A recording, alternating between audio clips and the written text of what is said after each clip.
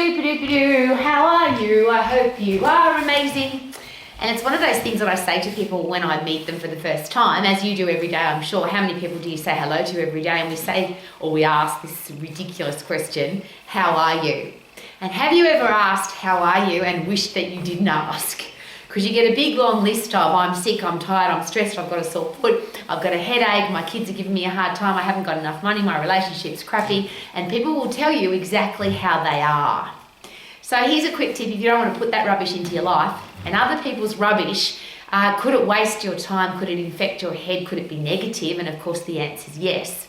So one of the things that I've learned the hard way, and I use this all the time now, is I never say to somebody, how are you? I always ask the question, what makes you amazing today? Or why are you awesome today? Or I'm sure you're having a great day today, tell me why.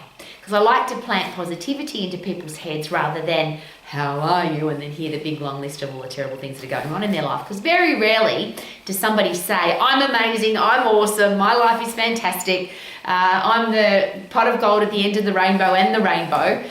Those things just don't happen. It seems the world is very negative and they're very happy to tell you.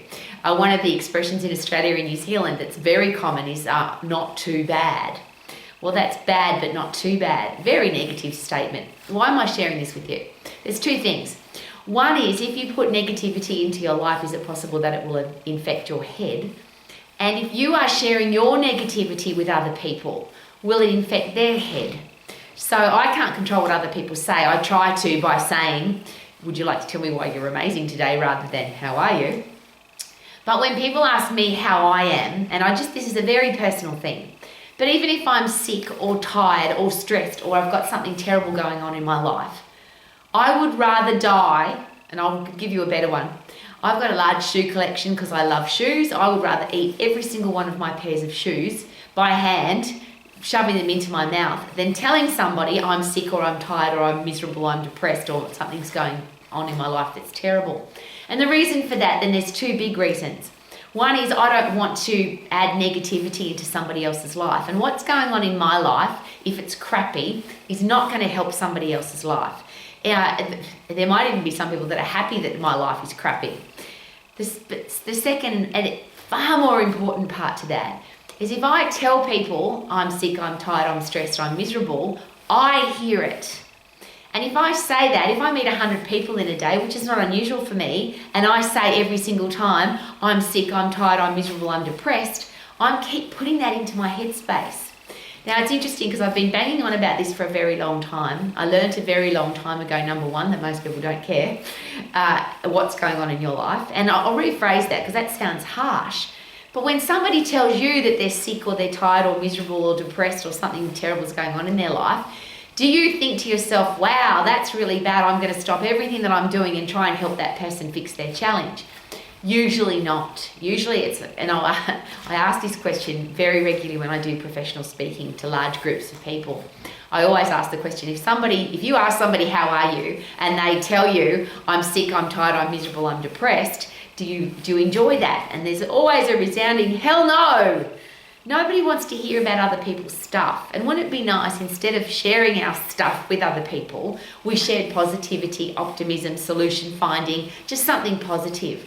A beautiful smile, and I'm absolutely amazing. I hope you are too. Give me 3 reasons why you could be amazing too, is so much nicer than not too bad, I'm a little bit tired. Obviously this is something that's important to me because I'm studying how the brain works every single day now. I'm not pretending that I understand how it works, but we create new pathways in our brain constantly by the information that we gather. So we have a conscious brain that gathers information, and then we have a subconscious brain that stores that information. So every negative thing, you will bring it into your brain, create a new file of negativity. And then I use this classic example. There's a phenomenon called the fat day. Now, I don't know if men have them, but women definitely, there's one day you look in the mirror, you look fantastic, and the next day, oh, not so fantastic, I'm having a fat day. But if you say to your own brain, I'm fat, your subconscious brain now will search through all the files in your brain that contain the word fat, very similar to how the Google search engine works, and it will feed back to you all those files. You're fat because you eat too much, you ate too much last last Thankful Day Thursday evening at dinner time. Your first boyfriend told you you were fat. You've got fat running in your family. There's a lot of fat people in the world and you could end up as being one of them. Every file in your brain that contains the word fat will come into your conscious brain because you asked it to. You said, I'm fat, or why am I fat, or I look fat, and now your subconscious brain says yes, and here's all the reasons why. The reverse of that, if you look in your mirror at the beginning of the day and say, I'm fit, I'm healthy, I'm strong, I love my life, now your subconscious brain feeds to you all of the things, all the files that contain, I'm fit, I'm healthy, I'm strong, I'm happy, I love my life. So we get to control that, exactly like the Google search engine where we type in the word and Google gives us what we want. And I always use that as a fun example. If I type in shoes and Google gives me buses, there's something wrong with the search engine because I want to know about shoes. Well, your subconscious brain's exactly the same. It feeds us what we ask it to feed us. It saves everything that we ever put into our brain. So 2 parts to that. Let's stop putting negativity into the search engine so that it doesn't hold on to that information so it can't feed it back. And then if you type in negative, you're going to get negative out. So type in positive, and we get to choose that, don't we? Isn't that awesome? We get to choose positive rather than negative. So here's my suggestion.